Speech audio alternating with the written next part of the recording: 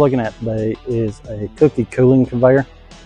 This is something we've worked with a customer on so that they can bring the product down to temperature while still in production flow. This allows them to maintain product flow while attaining the temperature desired for packaging and product handling. In this instance, the customer came to us needing a 48-inch wide by 100-foot long conveyor.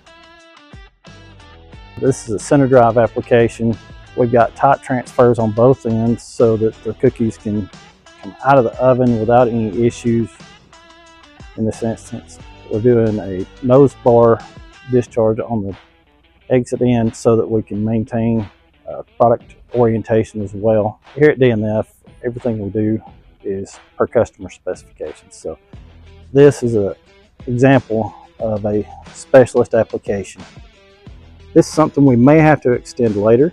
They're interested in putting in more lines like this, so this should be something that we repeat. In this instance, I think we're in a good shape to attain what their goal is. I'm Philip Stewart with DNF Equipment. DNF, we do whatever it takes.